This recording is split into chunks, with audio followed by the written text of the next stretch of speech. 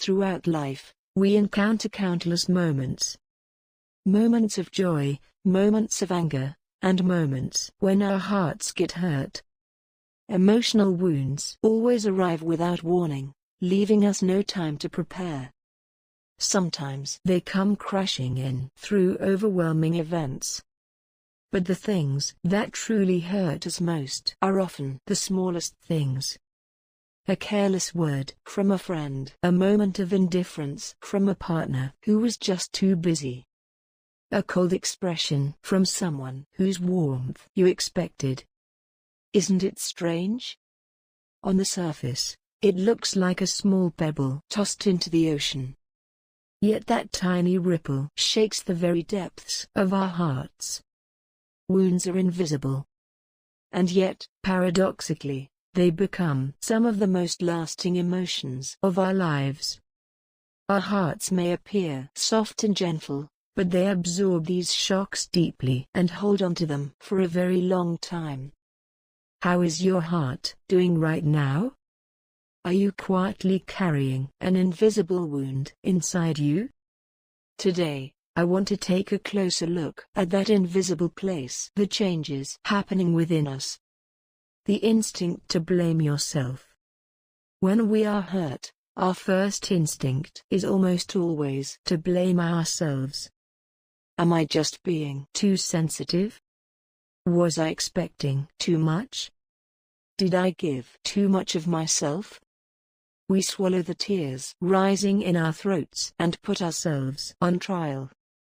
But please remember this: being hurt is not proof that you are weak. It is proof that your heart was open. We are not hurt because we are fragile. We are hurt because we were willing to open ourselves up. A heart that stays tightly shut never gets hurt, but it also can never love, and never truly feel happiness. A heart that gets hurt belongs to someone who had the courage to offer another person their most precious space. So if a wound remains, it means you were genuine in that moment.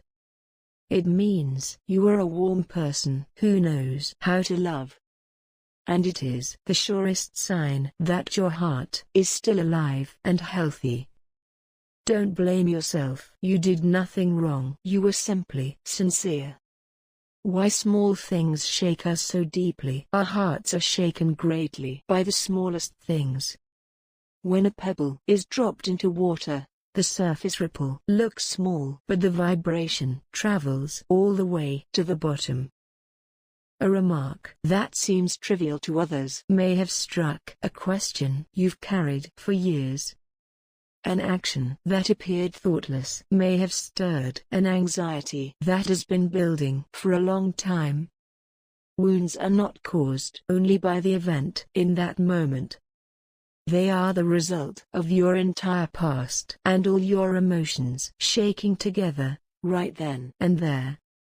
So if tears suddenly spill over something that seems like nothing, please don't think something is wrong with you. That is not just the pain of right now. It is a healthy release of the countless feelings you have been holding in for so long. Feelings come before facts.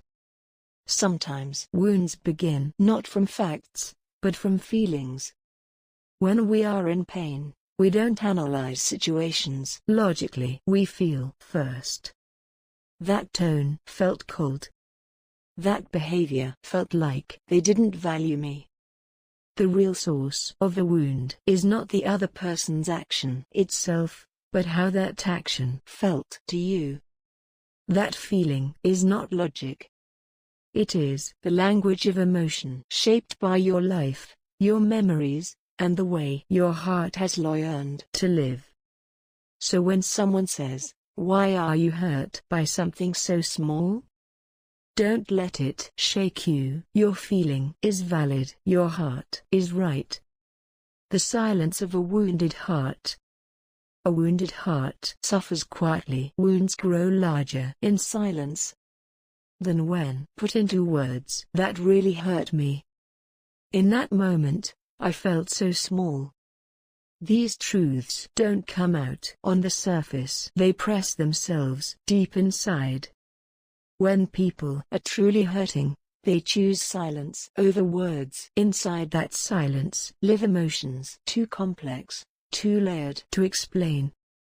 Those moments you swallowed and could not speak, that was not weakness. Those feelings were simply too deep to bring to the surface. The door wounds open, but remember that wound did not come to destroy you. Pain is a wound, and yet, through that pain, a door quietly opens. A door that leads inward. Why did that hurt me so much? What longing was living inside my heart? These questions are painful, but they are also a light.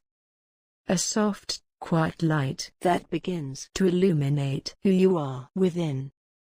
A person who has felt pain is never quite the same again. They understand others more deeply. They don't ignore someone's silence. They become careful with even a single word. Wounds reshape us into people who are deeper, wider, and warmer. Your scars are not proof that you were weak. They are proof that you endured.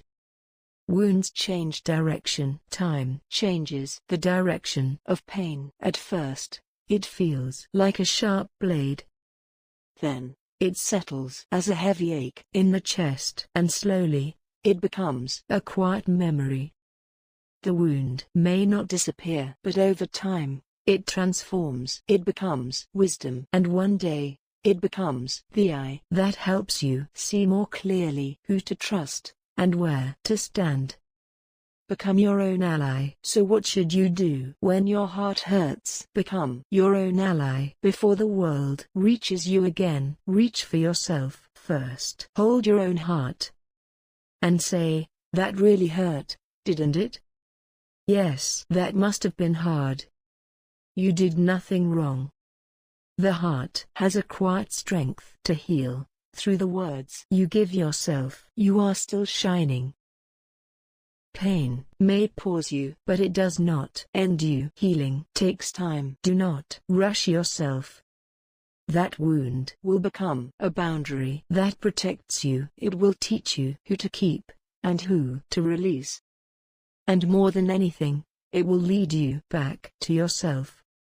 So remember this. Even now, in the middle of your pain, you are still someone who shines. Being hurt does not dim your light. Your warmth is still there. Your heart is still alive. So do not stay trapped inside the wound. Walk through it gently. You already have the strength to keep going. And today, before anyone else, I hope you will be the first to hold your own precious heart.